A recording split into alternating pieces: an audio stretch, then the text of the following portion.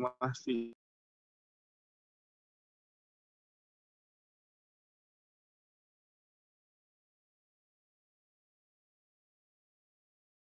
Suara saya terdengar jelas, kecil atau kurang? Jelas, Pak. Kurang, Pak, kecil. Patah. Gedein dikit, Pak. Agak jelas, kecil. Pak.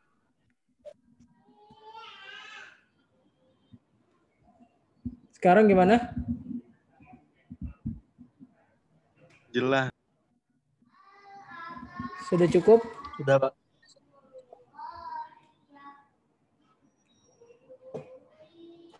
Ya, cukup, Pak.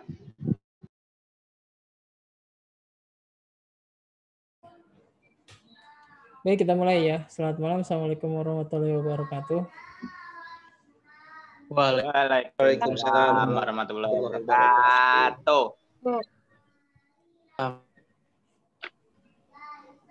Ya, sebentar saya record, saya ini dulu saya mute dulu sebentar ya. Nanti kalau sudah disampaikan materinya baru silakan ada pertanyaan.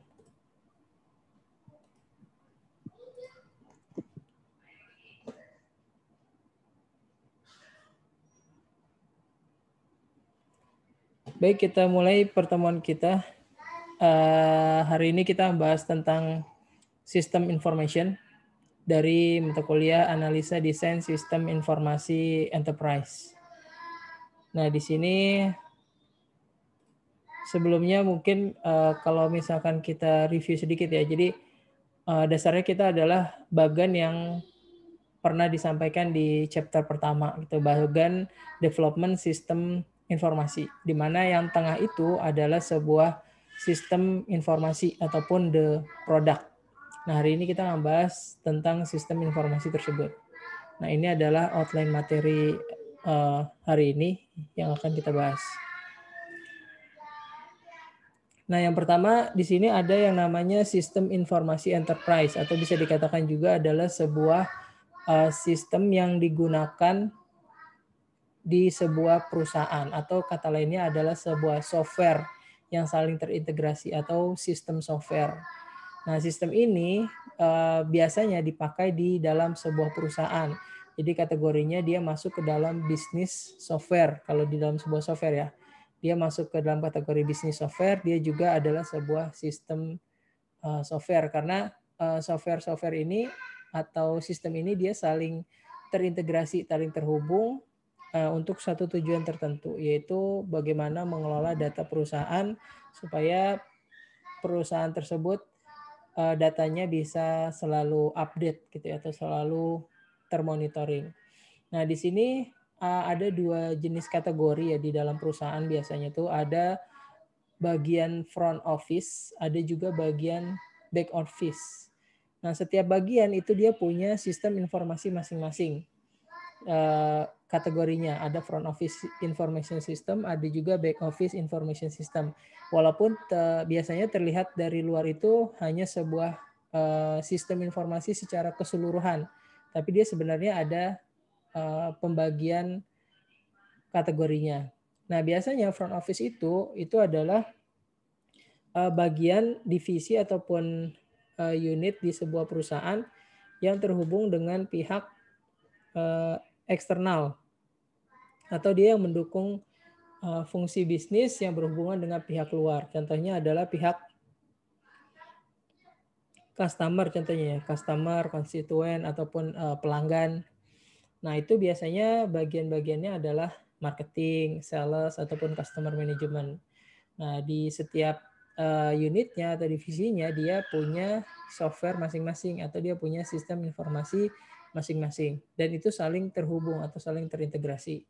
Nah, kemudian dari pihak customer-nya juga punya akses untuk ke sebuah sistem yang dikelola oleh perusahaan tersebut gitu, sebuah sistem informasi. Nah, biasanya namanya adalah sebuah sistem CRM atau Customer Relationship Management, atau contohnya juga misalkan electronic commerce gitu ya, kayak online shop. Nah, itu sebenarnya sebuah sistem juga yang disediakan dari pihak perusahaan supaya customer atau pelanggan bisa mengakses produk-produk dari perusahaan.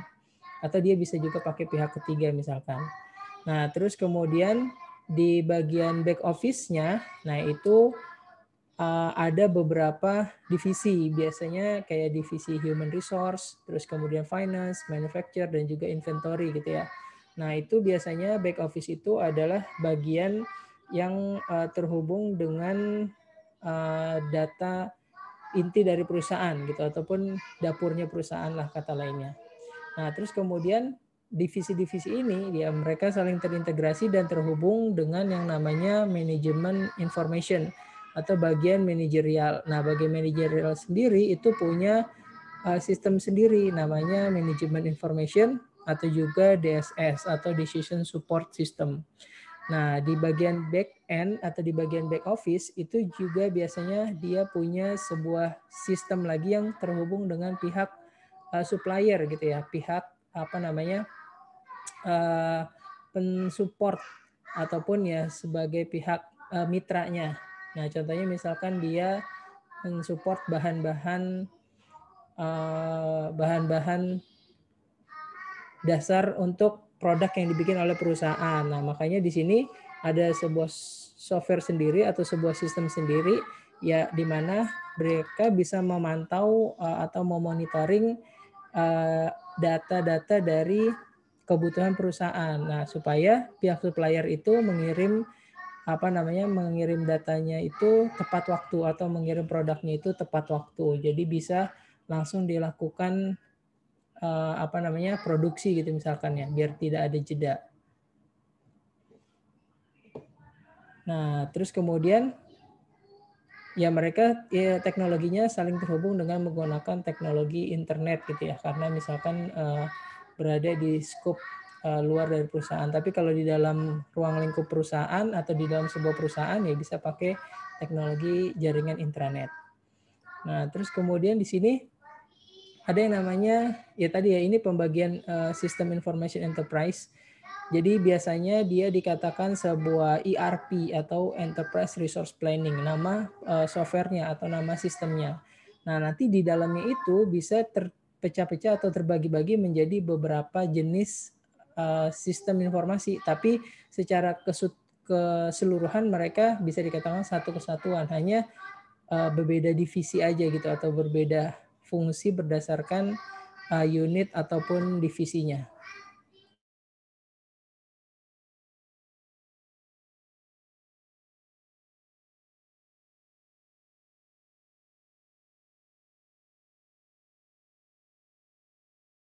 Nah, di sini bisa dilihat ada yang namanya TPS ataupun Transaction Processing System.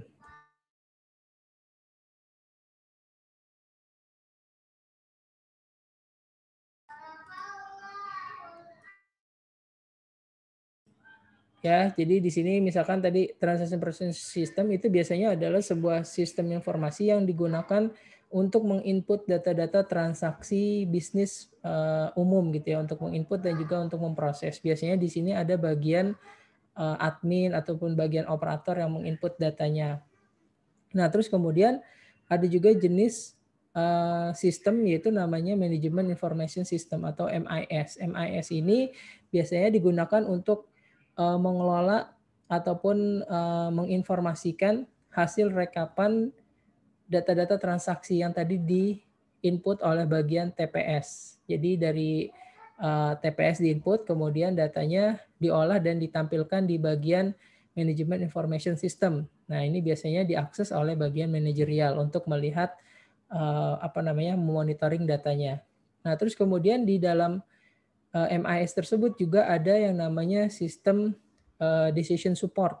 Artinya sistem mengambil keputusan. Biasanya ini sebuah sistem yang otomatisasi ya. Jadi berdasarkan dari data yang diinput, terus kemudian berdasarkan standar yang dimasukkan, maka sistem akan memberikan rekomendasi gitu atau memberikan keputusan-keputusan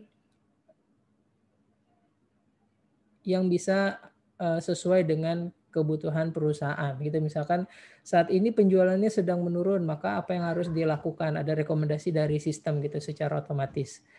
Nah, terus kemudian ada juga yang namanya IS atau expert system. Nah, expert system ini biasanya digunakan untuk menyimpan suatu knowledge ya, atau suatu keahlian dari sebuah atau dari seorang dari seorang ahli gitu ya. Misalkan ada bidang ahli, kemudian dia menuangkan knowledge-nya ataupun menuangkan ilmu pengetahuannya supaya ilmu pengetahuannya ini bisa dilihat oleh karyawan yang lain gitu. Misalkan dia melakukan inovasi, nah ntar inovasi itu disimpan di dalam sistem tersebut, nah sistem tersebut bisa diakses oleh karyawan yang lain gitu supaya bisa jadi pembelajaran.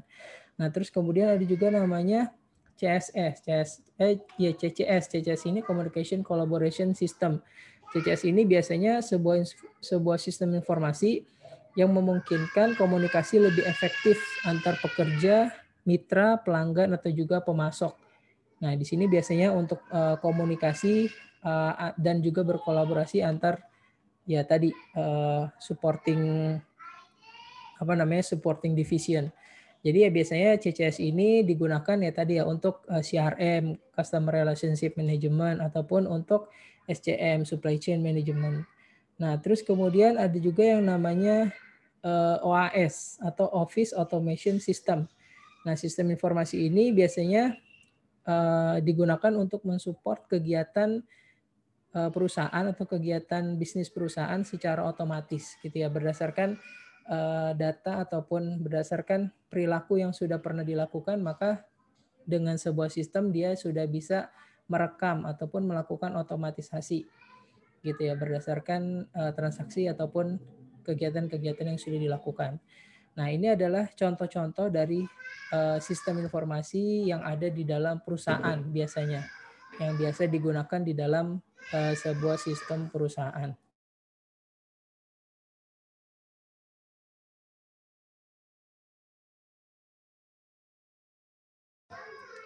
Nah, terus kemudian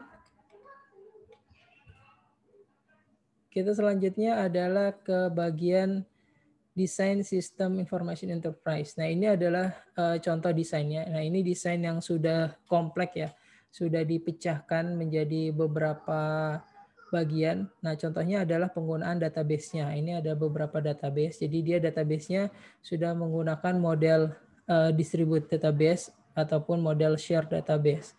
Artinya database-nya sebelum dikumpulkan menjadi sebuah database warehouse gitu ya, itu dipecah-pecah dulu. Itu disimpan di setiap divisi terlebih dahulu, tapi datanya nanti semua akan tersimpan ke dalam sebuah data warehouse atau data utama. Nah, di sini contohnya misalkan yang satu tadi ada transaction data, nah itu dia dimasukkan oleh TPS, Transaction Processing System, kemudian disimpan ke dalam database. Nanti dari database itu dia di copy gitu ya, ataupun di share ke database yang lain, kemudian dibaca oleh sistem yang lain. Contoh ini ada Management Information System, dilihat juga oleh pihak manajerial gitu ya. Terus kemudian juga terhubung dengan database yang lain dan juga terhubung dengan sistem informasi yang lain gitu. Nah, ini contoh sebuah desain yang sudah lumayan kompleks gitu ya untuk di dalam sebuah sistem information enterprise. Nah, ini tadi terkait tentang sistem informasi yang ada di dalam sebuah perusahaan.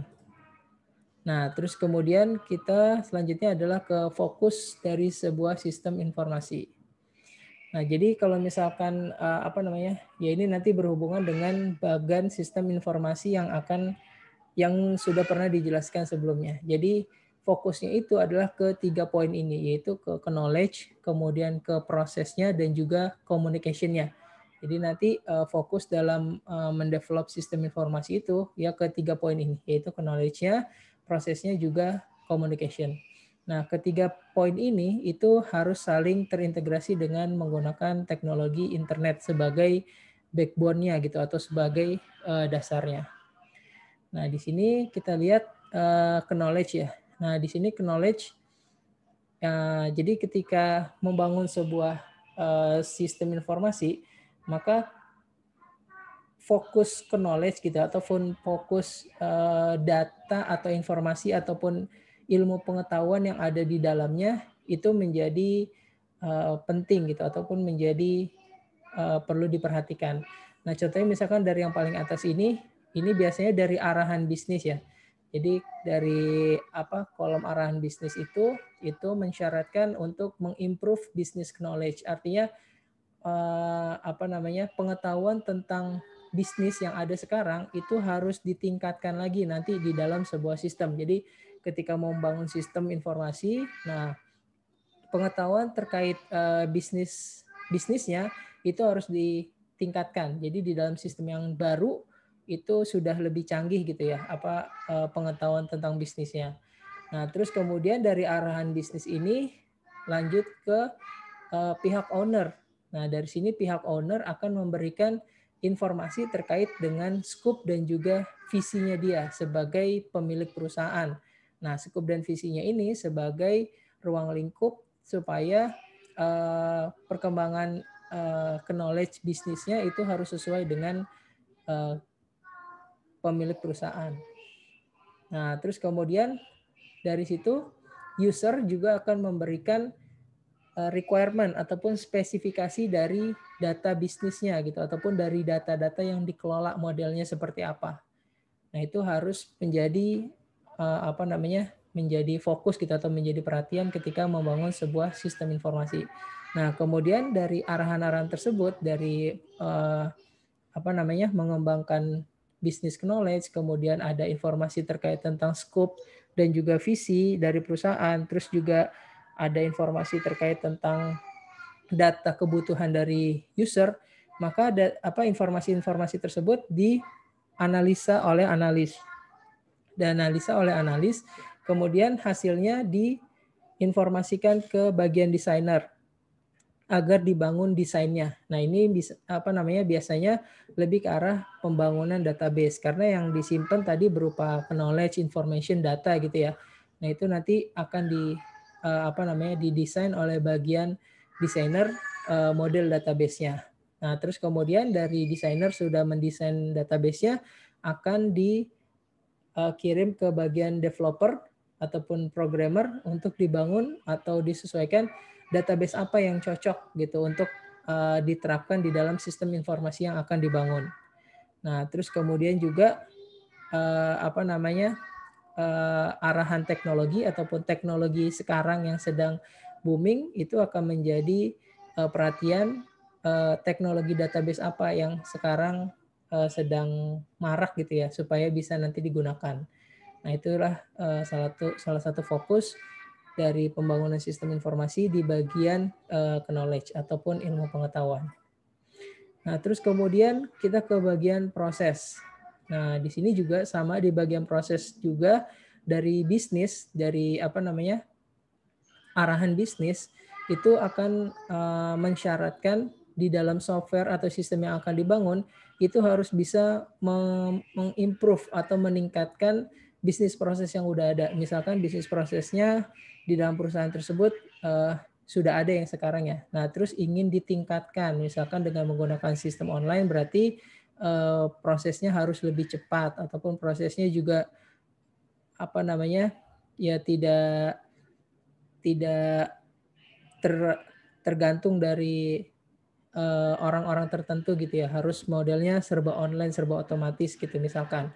Nah, terus kemudian dari syarat mengimprove bisnis proses tersebut, owner juga akan memberikan scope dan visinya terkait fungsional sistem yang akan dibangun. Jadi misalkan ya scope dari visinya dia mensyaratkan ya sistem ini harus bisa online, harus ada aplikasi mobile misalkan. Dia memberikan syarat-syarat seperti itu. Nah, terus kemudian di pihak user juga akan memberikan spesifikasi lebih detail terkait tentang bisnis proses yang sudah ada ataupun yang akan dibangun.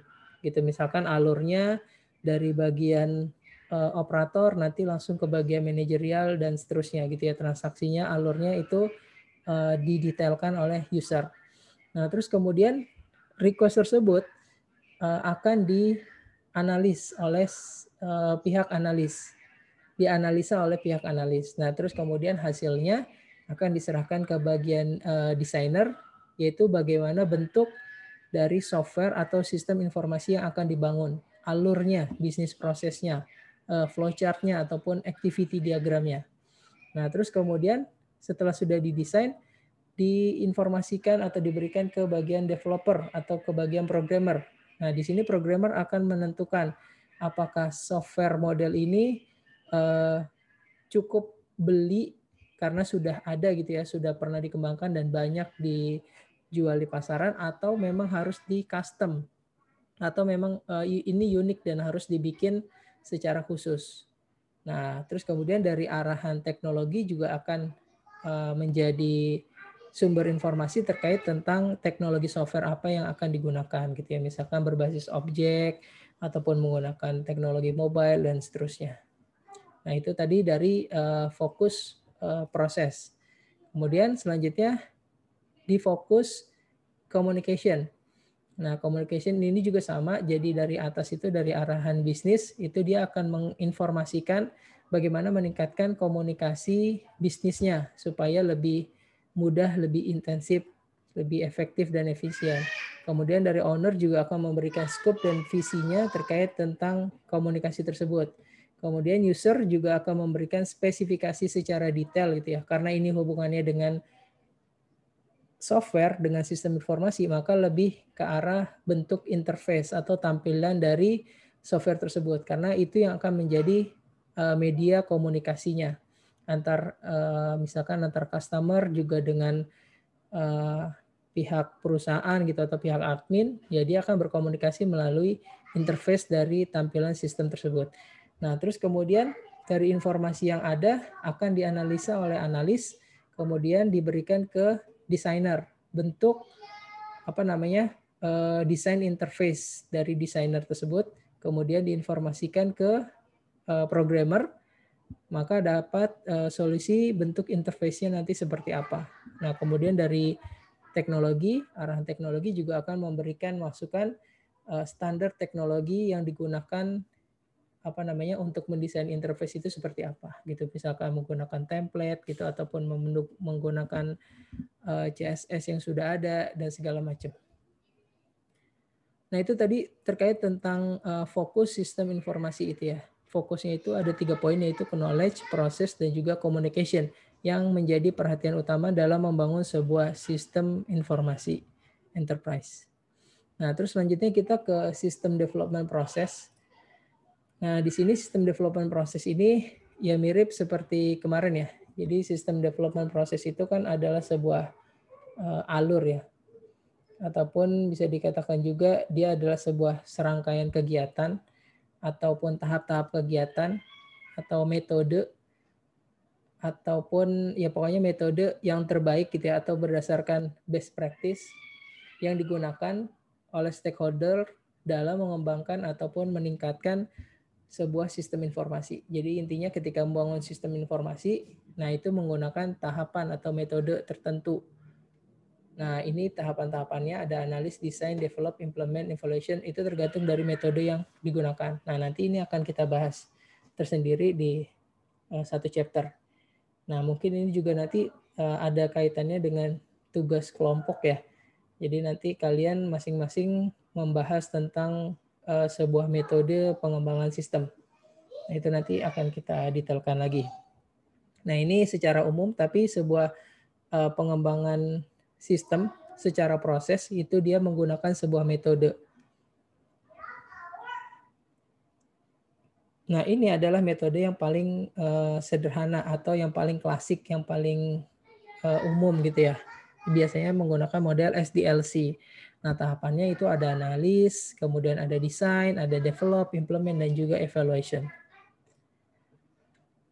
Nah, terus kemudian kita selanjutnya ke sistem life cycle. Nah, sistem life cycle ini adalah bagaimana perputaran hidup sebuah sistem atau sebuah software, gitu ya. Nah, jadi perputaran sebuah sistem informasi itu, misalkan awalnya sistemnya ini belum ada, belum punya software, belum punya sistem gitu di sebuah perusahaan. Nah, kemudian ketika ingin dibangun atau ketika ingin membuat sebuah perusahaan, membuat sistem pada awalnya, maka idealnya adalah menggunakan sebuah metode tadi ya, menggunakan sebuah metodologi.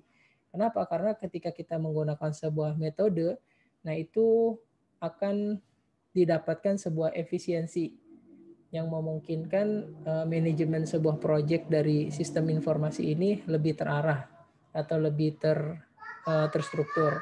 Nah, terus kemudian juga untuk mengurangi resiko gitu dalam membangun sebuah sistem atau software ketika menggunakan metodologi. Nah, resiko kegagalannya itu kecil gitu dibandingkan yang dibangun berdasarkan berdasarkan tidak menggunakan metode gitu atau kurang perhitungan. Nah, tadi ya.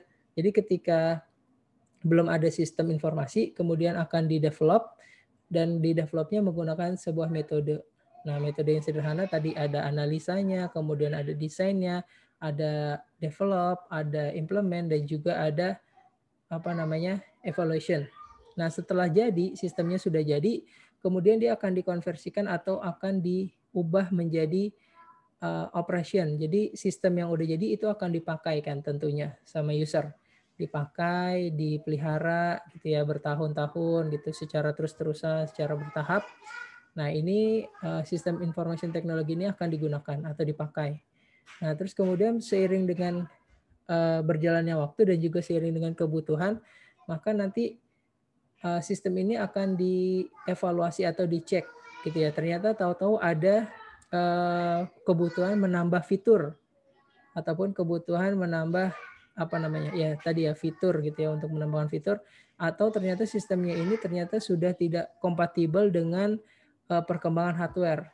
Kan kalau hardware itu ya bisa jadi komponennya ada yang baru gitu ya, ataupun menambahkan chipset yang baru supaya lebih cepat. Nah, bisa jadi dengan berkembangnya itu software yang dibangun pada tahun-tahun sebelumnya bisa jadi tidak kompatibel lagi nantinya dengan hardware. Nah, maka perlu dilakukan sebuah upgrade.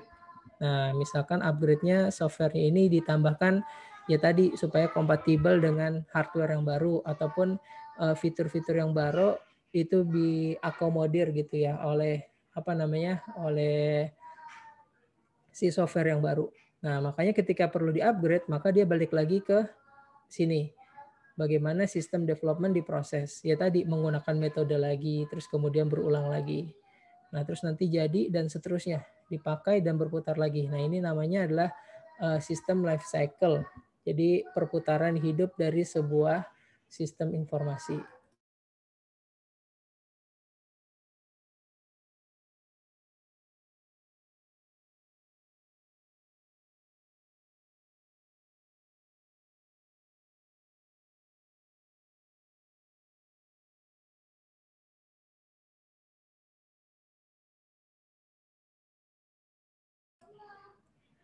Oke, sebentar ya.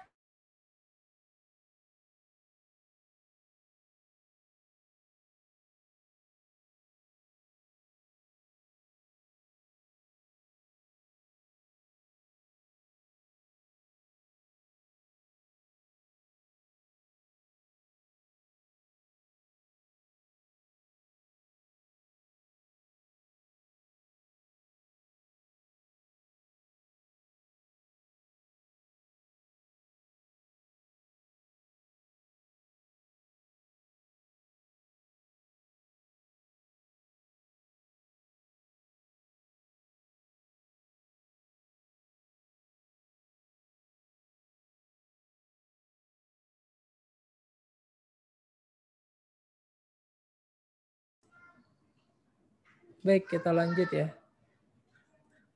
Nah, terus kemudian ini tadi sudah sistem life cycle dan juga metodologi. Nah, selanjutnya adalah capability maturity model. Apa itu capability maturity model ataupun CMM? Capability maturity model atau CMM itu sebuah kerangka kerja standar gitu, ataupun sebuah tolak ukur untuk menilai tingkat kedewasaan atau tingkat kematangan sebuah tim dalam mengembangkan sistem informasi. Gitu ya. Jadi ini sebagai tolak ukur bagaimana penanganan sebuah sistem informasi. Nah, di sini ada 5 tingkat, yaitu yang pertama tingkat yang paling dasar itu adalah tingkat inisial atau level yang paling dasar. Nah, ini level paling dasar atau tingkatan paling dasar dari bagaimana sebuah tim dalam mengelola proyek pengembangan sistem informasi. Nah, di sini model level inisial ini dia serba tidak terstruktur, serba tidak termanage. Belum ada manajemen project-nya, belum ada quality assurance-nya, belum ada manajemen perubahan, nggak ada dokumentasi gitu ya. Jadi ya seperti kayak ada sebuah perusahaan mau bikin software, terus nunjuk orang, udah langsung dikerjakan. Modelnya seperti ini, langsung kerjakan kayak gitu. Jadi ya langsung tunjuk seperti itu. Nah di situ tingkat kegagalannya itu sangat besar gitu ya. Karena ya tidak ada proses dokumentasi, tidak ada perhitungan, tidak ada proses manajemen project, tidak ada quality assurance gitu ya. Jadi nggak tahu nanti tuh software yang akan jadi ataupun sistem yang akan dibuat itu hasilnya seperti apa aja tidak bisa dilihat gitu karena tim yang mendevelop modelnya ya masih level inisial ataupun masih level rendah. Kemudian di level yang kedua ada yang namanya repeatable. Repeatable ini penanganan projectnya, nah itu sudah terproses gitu, sudah terlatih dengan lumayan lebih baik gitulah. Nah di sini sudah menggunakan perhitungan biaya misalkan, terus kemudian juga menggunakan penjadwalan, ada juga manajemen project gitu ya. Nah, kualitas dari softwarenya itu juga sudah bisa diandalkan misalkan. Tapi semuanya masih model sederhana. Jadi manajemennya sederhana, dokumennya juga masih sederhana. Tapi dia sudah mulai sudah mulai manage. Dan di sini masih belum menggunakan metode. Nah, terus kemudian di level yang ketiga, ini istilahnya define. Nah, di level ini itu sudah timnya itu sudah menggunakan pendekatan atau menggunakan metodologi. Jadi sudah jelas gitu bentuk proyeknya seperti apa, maka dia menggunakan metode yang sesuai dengan kebutuhan proyek tersebut. Nah, itu udah ada standarisasinya, udah ada tahapan-tahapan yang harus dikerjakan. Nah, semuanya sudah tertata dengan baik. Nah, di sini kualitasnya juga sudah semakin bisa dilihat gitu ya, atau sudah semakin bisa diandalkan. Kualitas prosesnya dan juga produknya juga semakin baik. Nah, cuma dia masih belum ada yang namanya activity based costing dan juga tidak ada mekanisme feedback secara baku gitu ya. Jadi ya masih menggunakan metode tapi masih ada hal-hal yang masih kurang. Kemudian di level selanjutnya, level 4 itu ada yang namanya manage. Nah, manage ini tentunya sudah lebih baik dari level yang ketiga, menggunakan metode, terus kemudian ada ukuran targetnya, ada juga quality control dari produknya, terus kemudian juga pemeliharaan produktivitasnya itu sudah di manage gitu ataupun sudah digunakan. Nah, cuma masih ada kekurangannya gitu ya. Pokoknya dia belum sempurna menerapkannya. Nah, nanti di level yang terakhir, di level kelima yaitu optimizing. Nah, baru di sini semua penerapan metode itu diterapkan secara baik gitu, diterapkan secara sempurna. Gitu ya, dari mulai pengumpulan data yang digunakan, terus kemudian mekanisme kalau misalkan ada perubahan request, ada feedback, terus juga mekanisme penggantian tim gitu misalkan. Ya semuanya sudah diatur ataupun sudah disiapkan. Nah, ini kalau semakin tinggi tim yang akan menangani sebuah proyek, maka tingkat kompetitifnya atau daya bersaingnya itu semakin besar. Nah, sedangkan kalau semakin rendah tingkatannya, maka tingkat daya bersaingnya itu bahkan semakin tinggi resikonya jika menggunakan tim yang model tersebut. Gitu ya. Jadi CMM itu adalah capability maturity model, yaitu tolak ukur dari kemampuan dalam mengerjakan sebuah proyek sistem informasi. Nah, terus kemudian yang terakhir itu adalah prinsip of system development, yaitu prinsip dalam pembangunan sistem informasi. Nah, jadi dalam membangun sebuah sistem informasi itu ada istilahnya pakem gitu ya, ada prinsip-prinsip yang harus diterapkan ataupun yang harus digunakan. Nah, yang pertama itu adalah get involved, itu artinya libatkan seluruh stakeholder sebenarnya. Tapi ya lebih detailnya libatkan si user dalam pengguna sistem. Nah, biasanya kadang-kadang pembangunan sistem itu suka melakukan kesalahan. Biasanya melibatkan user itu hanya di awal-awal aja. Ketika dia mengumpulkan informasi ataupun mengumpulkan spesifikasi dari sebuah sistem. Nah, disitulah si user dilibatkan. Tapi ketika sudah berjalan, user udah mulai tidak dilibatkan. Gitu. Harusnya setiap ada progres itu ada laporan ke user. Walaupun dia hanya user gitu ya, berarti yang akan make gitu, bukan ke owner. Nah, justru si user ini yang akan menggunakan yang harus mendapatkan report progress gitu, biar dia tahu perkembangan proyeknya sampai di mana, terus biar dia tahu kalau fitur-fitur yang dibangun ini sudah sesuai atau belum dengan kebutuhannya dia. Nah, terus kemudian prinsip yang kedua adalah problem solving. Jadi menggunakan pendekatan pemecahan masalah gitu ya. Jadi setiap ada masalah gitu yang akan muncul di dalam tim tersebut, maka dilakukan pendekatan ya bagaimana menyelesaikan masalah itu secara win-win solution gitu ya. Bukan hanya sebelah pihak aja. Seperti itu. Jadi menggunakan pendekatan problem solving. Nah, terus kemudian adalah establish stage, artinya di sini menempatkan atau menetapkan tahapan dalam kegiatan. Jadi ya tadi sesuai dengan metode yang digunakan, biasanya ada tahapan-tahapannya atau ada alur-alurnya gitu, ada tingkatan-tingkatannya. Maka tahapan-tahapan itu harus dilalui secara baik gitu ya, secara perlahan gitu. Maksudnya ya berdasarkan tahapan-tahapan tersebut gitu, jangan lompat-lompat gitu ya, seperti tidak menggunakan metode, nanti malah tingkat resiko kegagalannya itu semakin besar. Nah, sebenarnya bisa nggak sih kalau bangun sistem tanpa menggunakan metode? Itu bisa, tapi yaitu tingkat kegagalannya itu besar, tingkat kerugian itu besar. Kenapa? Karena ketika dia ada satu kesalahan gitu, misalkan di satu fase, walaupun di akhir gitu, nah ketika dia mau memperbaiki, bisa jadi dia memperbaikinya ulang lagi dari awal. Itu tidak cukup memperbaiki satu langkah, tapi dia harus mengulang proyeknya dari awal lagi. Seperti itu. Nah, terus kemudian documentation, artinya di sini seluruh proses harus didokumentasi gitu. Jangan sampai ada hal yang tidak terdokumentasi, karena dokumentasi itu ya sangat penting gitu. Apalagi kalau ada perubahan atau ada kesalahan. Nah, itu tinggal merujuk ke dokumen-dokumen yang sudah ada sebelumnya. Nah, maka dia sudah bisa mencari kesalahannya tersebut gitu, lebih terstruktur. Nah, terus kemudian prinsip yang selanjutnya adalah set standar atau menetapkan standar. Nah, di sini dalam membangun sistem ya juga harus ditentukan nih standar yang digunakan itu seperti apa. Itu jangan sampai tidak mengikuti standar atau mengerjakan di bawah standar. Nah, di sini akan mempengaruhi kualitas dari produk yang akan dibangun. Nah, terus kemudian selanjutnya adalah managing proses, artinya memanage proses dan juga projectnya, gitu ya, harus diatur, harus dischedulekan, harus ada timeline-nya.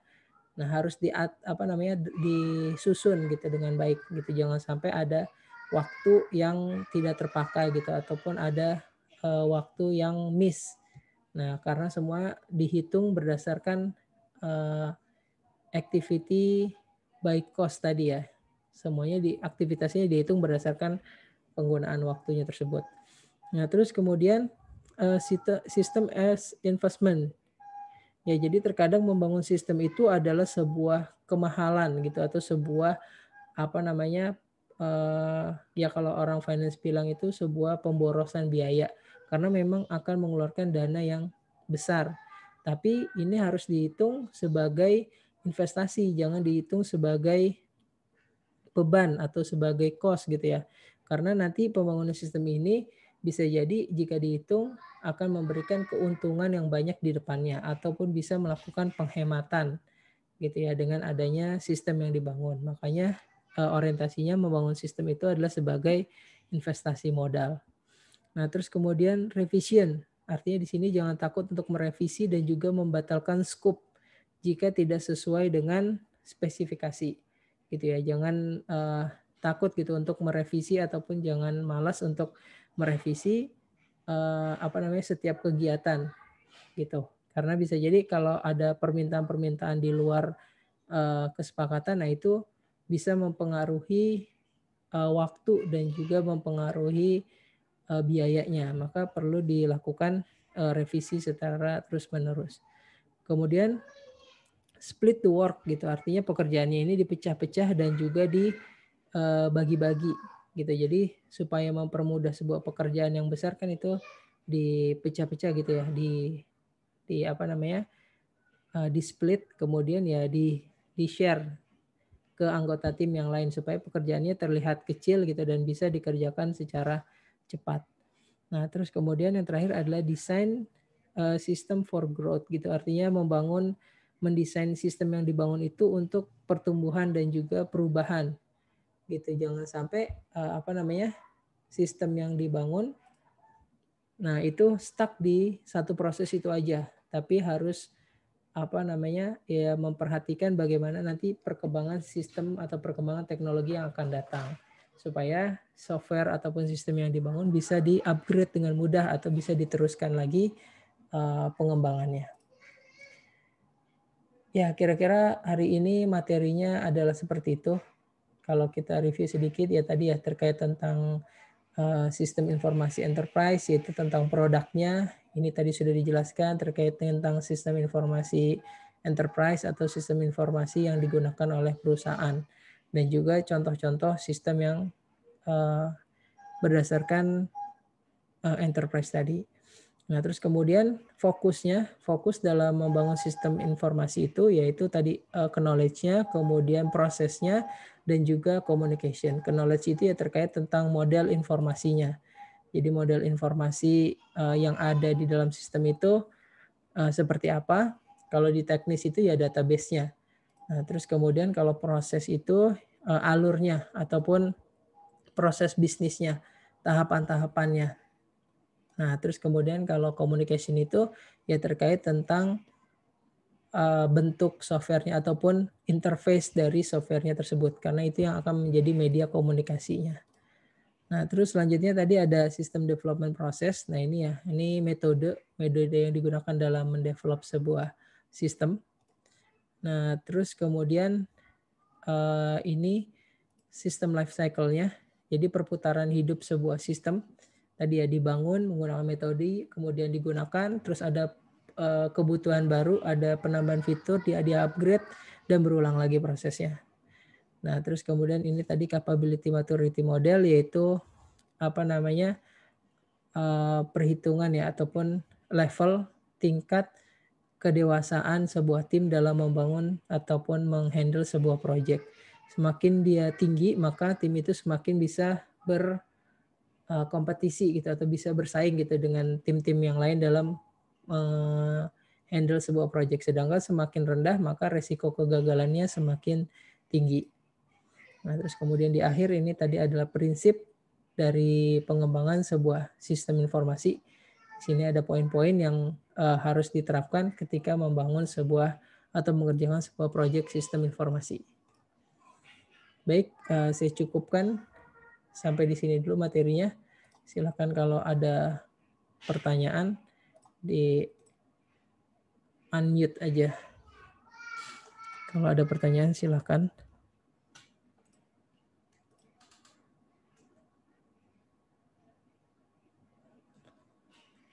Silakan jika ada pertanyaan.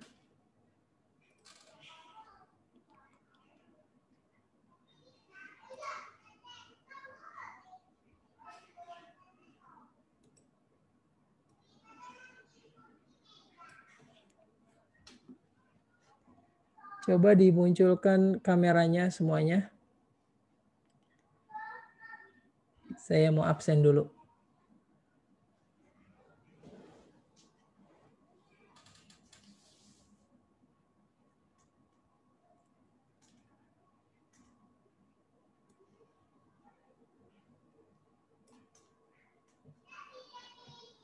Alam Giri Wibiksana.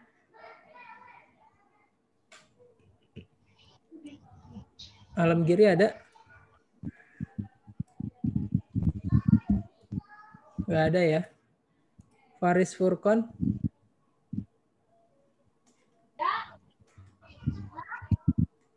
Nggak ada.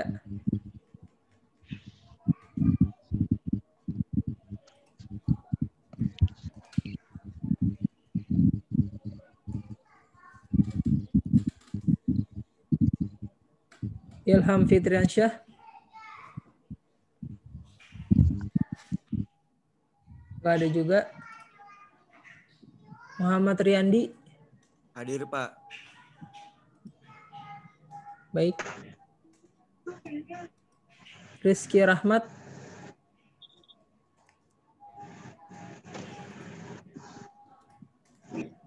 Rizky Rahmat Ramdhani ada.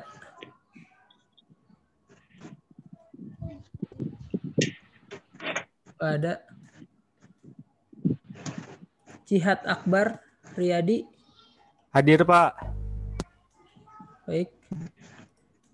Aditya Darmawan.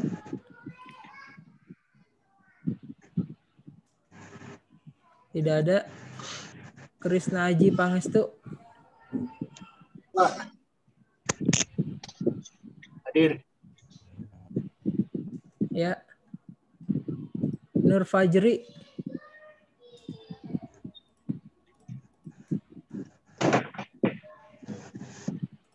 Nur Fajri tidak ada. Ade Krisna Dewi. Ada, Pak.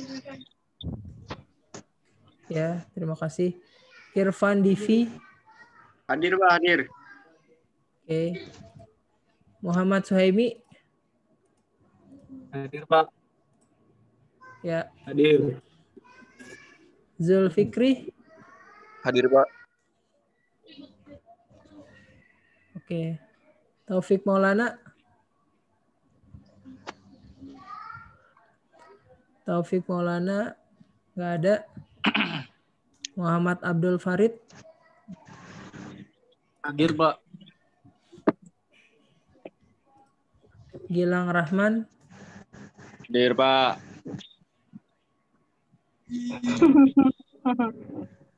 Bambang Gunarto. Hadir, Pak. Baik. Rivaldo Ananda. Rivaldo.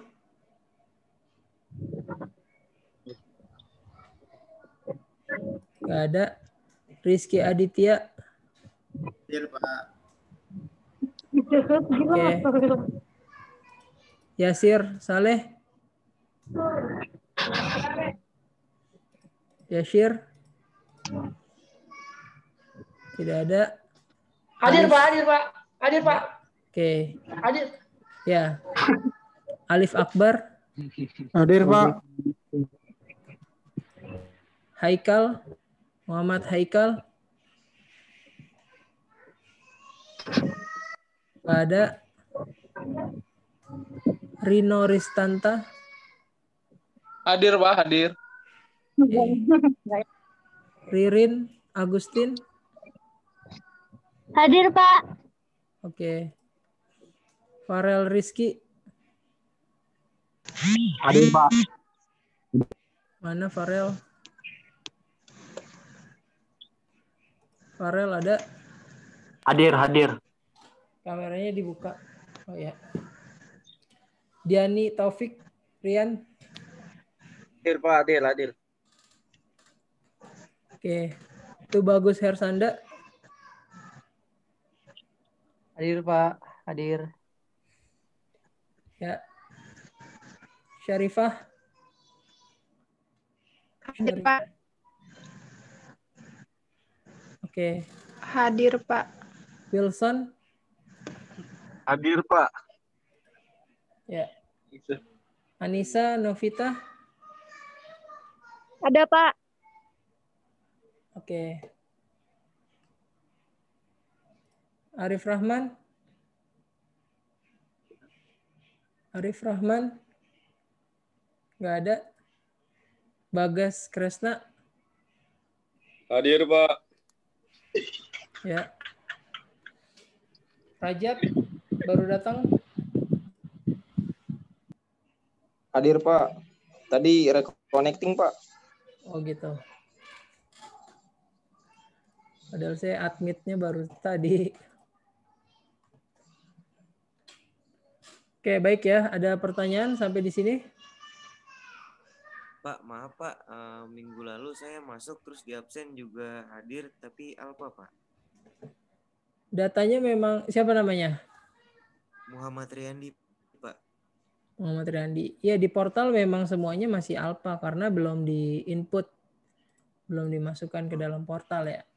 Mungkin nanti weekend baru saya masukin semua data-datanya ke portal. Saya takutnya portalnya masih error. Ada pertanyaan lagi yang lain?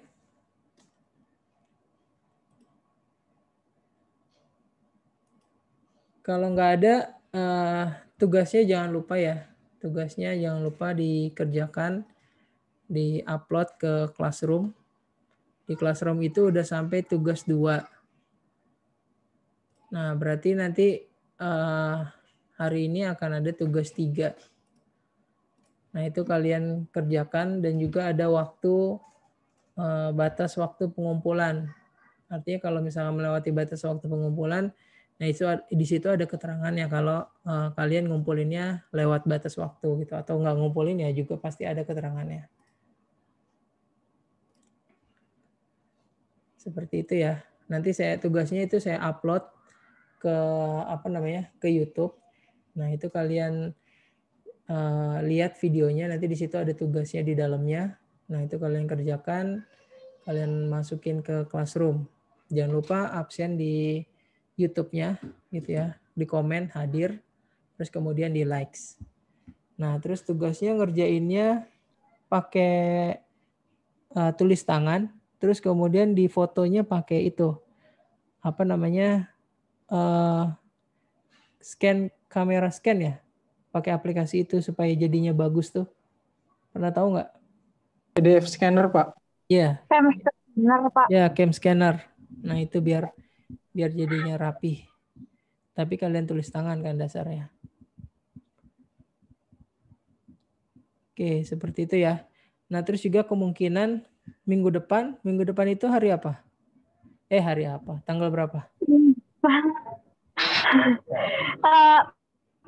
28 ya kalau nggak salah. Nah, 28 itu masuk cuti bersama nggak? Saya sih cuti Pak. Nggak tahu Ya Pak, cuti Pak. Iya, dari kampusnya juga memang itu kalau cuti bersama ya nggak boleh ada yang absen. Gitu. Jadi kemungkinan kita libur ya. Biasanya waktu kemarin tanggal merah tetap masuk Pak. Oh gitu ya. Nanti coba saya tanya-tanya dulu. Nah, cuman kalaupun misalkan masuk, kayaknya modelnya nggak ada. Pak.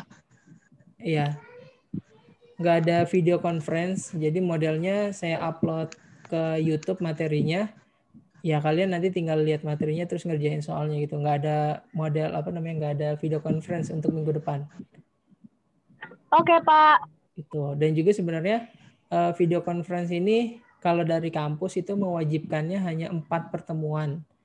Gitu ya. Jadi dari 14 pertemuan itu hanya 4 yang diwajibkan untuk ada video conference. Tapi setelah itu bebas gitu, mau ada video conference juga terserah, mau share materi juga terserah. Tapi kalau saya upayakan untuk selalu ada video conference ya. Biar biar ada interaksinya. Nah, terus juga biar ada itunya lah, ilmu share yang secara langsung bisa tanya jawab atau berdiskusi secara langsung seperti itu. Nah, sampai di sini ada pertanyaan lagi? Nggak ada Pak.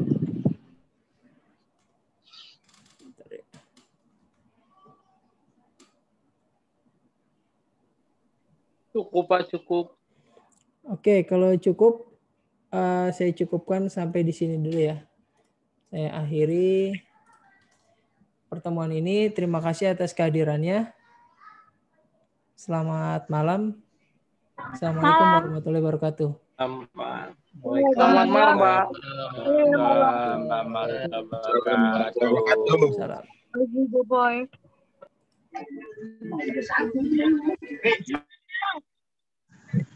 Pada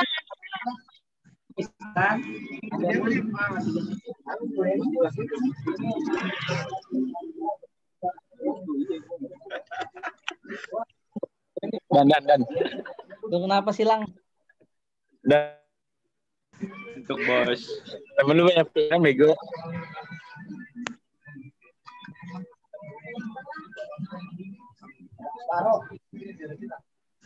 Ar-Rahman.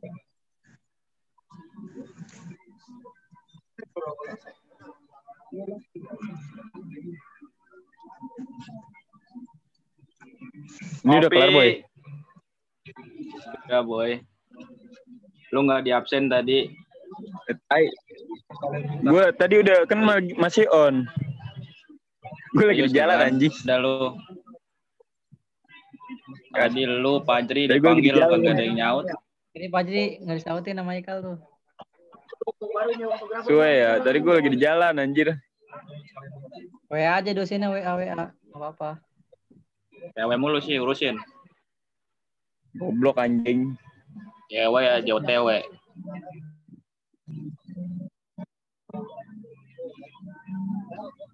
Di kelas ansi malam ya.